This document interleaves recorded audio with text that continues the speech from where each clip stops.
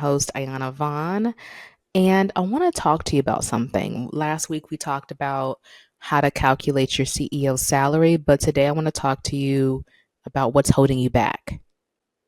So in business, 99.99% of the time, the number one thing that's holding you back is underpaying yourself. So I know cash flow can feel unpredictable at times. So it's very tempting to sacrifice paying yourself for the sake of the business.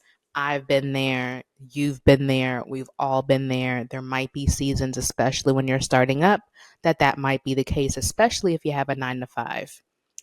However, if your business cannot afford to pay you, is it really profitable?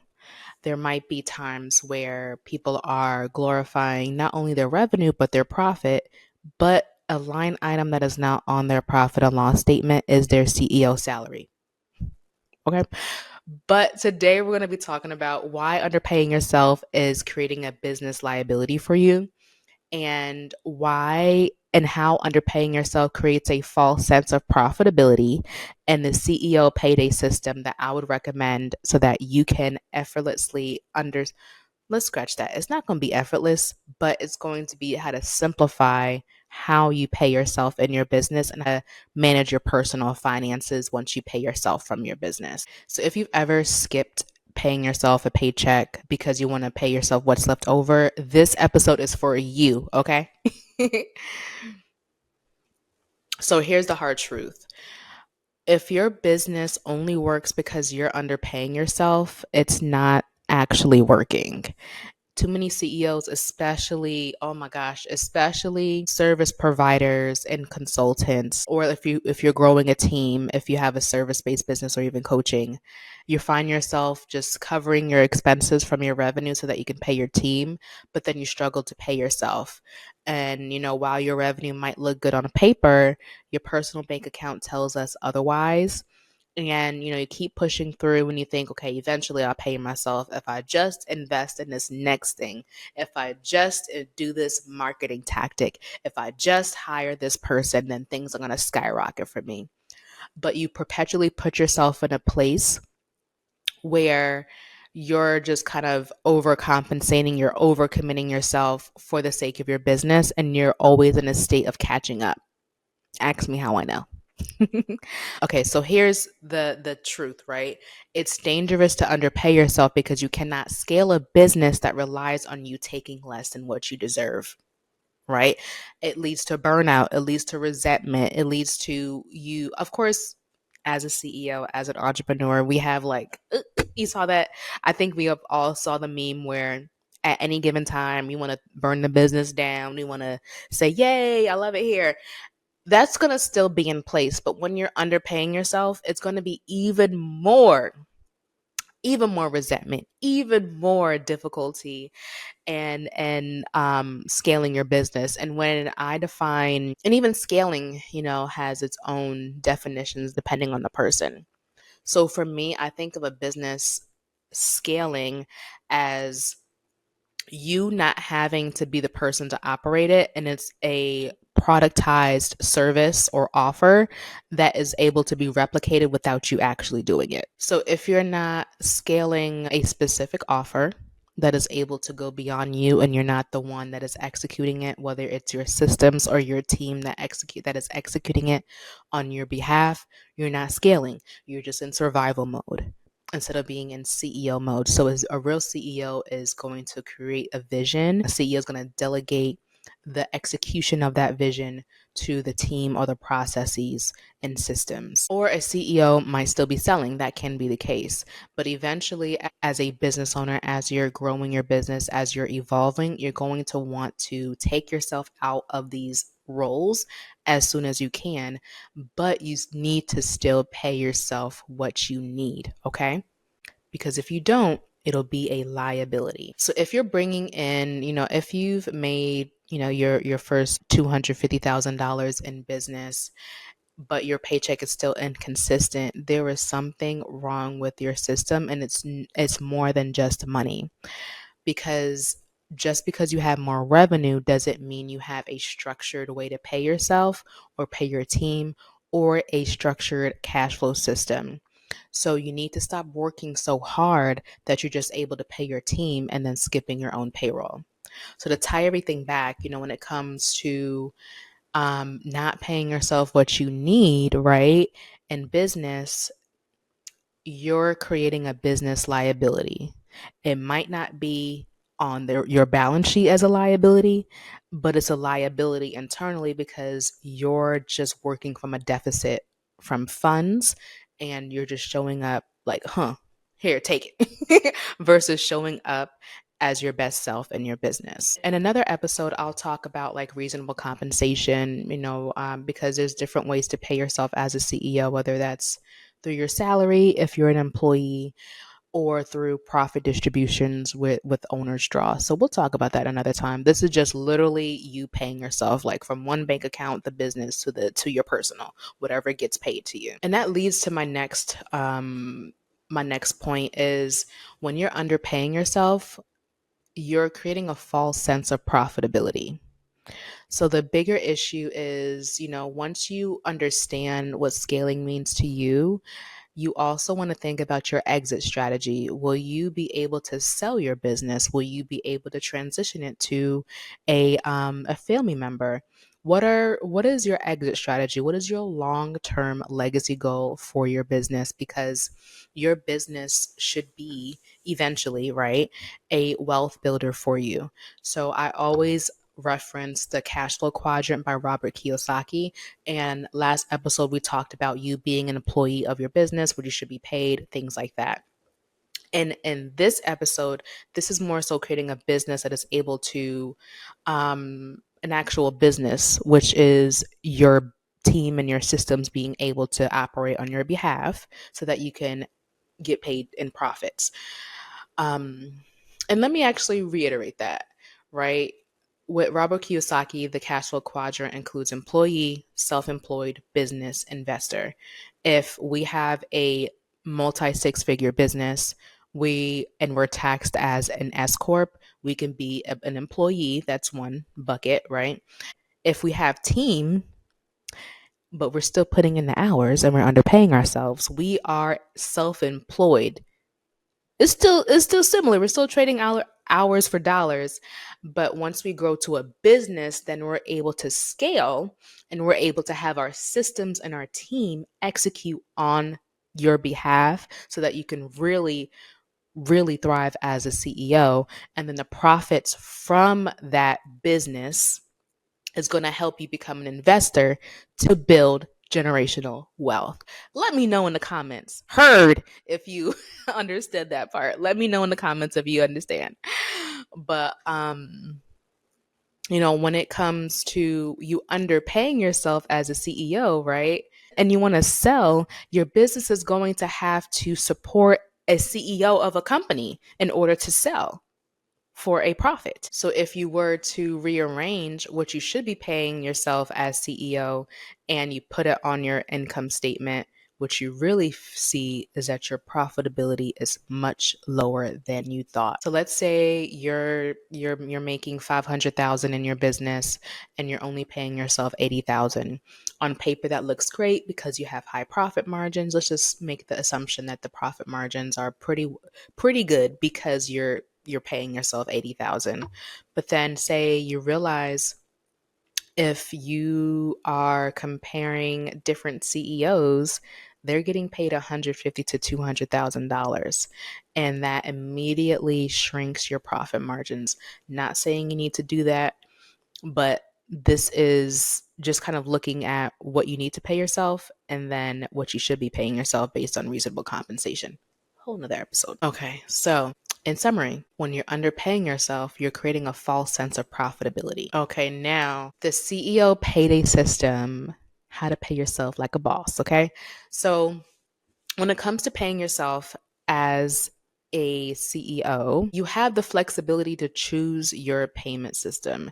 Is it going to be weekly? Is it going to be bi-weekly? Is it going to be bi-monthly? Or is it going to be monthly? So the first thing you want to do is pick your pay structure.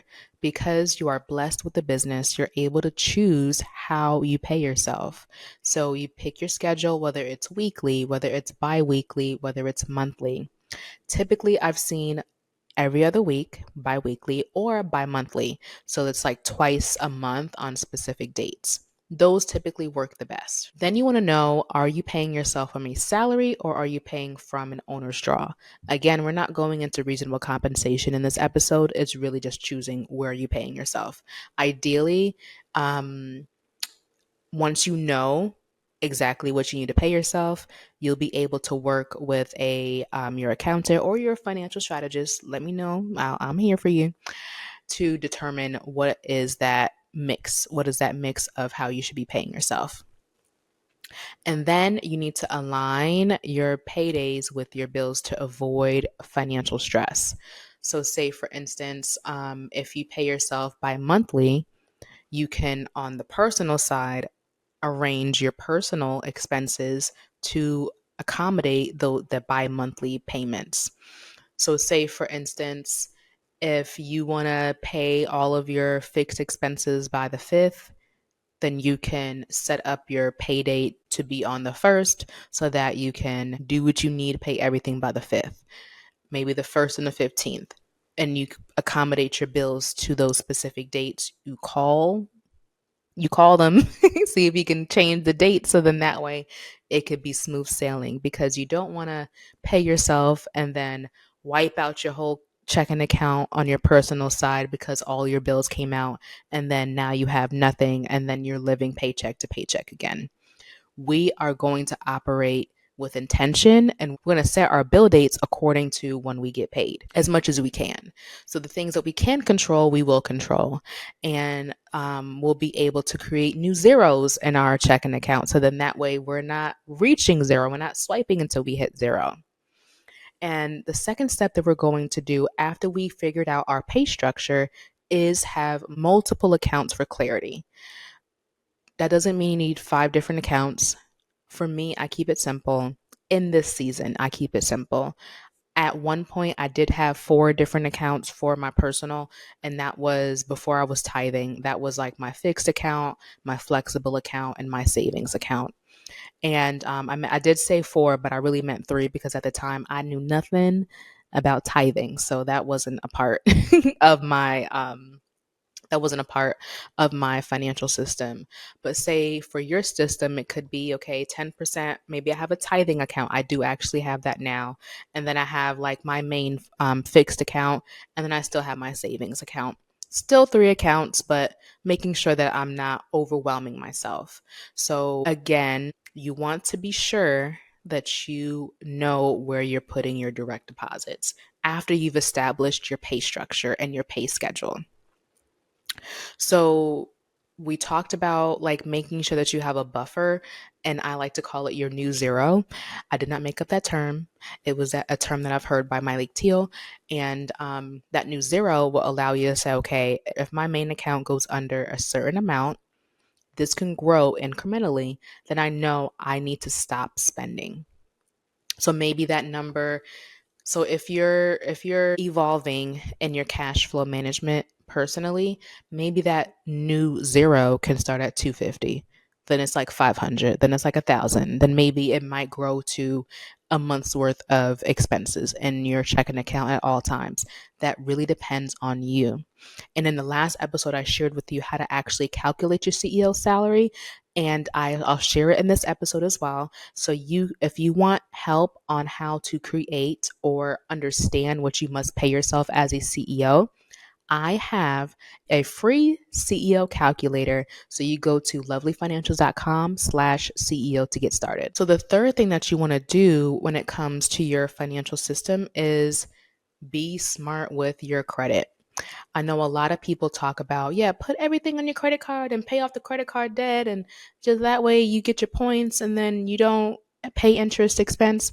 But if you have a credit card balance, I guarantee your interest expense is going to be more, way more. It's going to pale in comparison to what you're getting in your points, more than likely. So what I would do if I had personal credit card debt, I would put money aside to pay off the credit cards first, get it all wiped out, and then strategically put certain things on my credit card so that I can pay it off in full and actually get the benefit of my points versus paying interest expense every month. Okay. Do not use your credit card for your monthly bills, like, your software, all those different things, until you've paid off your credit card in full on the personal side. Because again, you're going to always perpetually feel like you're trying to catch up. You're going to always feel like you have the interest expense that you're paying. And then if you're in a season where you're trying to grow your credit score, it's always going to show the same thing, right? You're not going to see improvements there. So to tie everything back, we're going to create a pay schedule and structure. We are going to make sure that we have specific accounts so then when we pay ourselves, we know where they're going. And then 3, we're going to make sure that we are intentional with credit. So this is what I do every payday. Whatever got deposited, 10% goes straight to tithing. And then I'll look at my schedule and I'll make sure that I know what's coming out. And I pay myself based off of my schedules and bills. So maybe first week is bills, second week is going to be, credit card stuff, third week is going to be savings. Or you could swap it. Maybe it's first week you save, second week you pay your bills, third week you do credit card. You kind of got to figure out what is your cadence on what your cadence is when you pay yourself from your business. So I hope this episode was helpful for you. So my final thought for you: you need a financial strategist, someone that's going to take all of your nuanced details, understand where you are, and help you craft a specific cash flow plan for you so then you can really improve your finances or your financial picture. So here's what we learned today. So the first thing is, your business isn't truly profitable if you can't pay yourself a consistent salary. 2, if you're underpaying yourself, it isn't a sacrifice, it really risks your business. And then 3, how to create a payday system that gives you not only clarity, but stability and a peace of mind. Now, let me ask you, do you set yourself up on a salary, or do you just pay yourself what's left over? If you still feel like you're living paycheck to paycheck, I have a CEO salary calculator that is free 99 for you. Go to lovelyfinancials.com/CEO to get started. And that is it for today. Thank you all. Make sure that you subscribe, that you like, that you share if this episode was helpful for you, and I'll see you next time. Bye.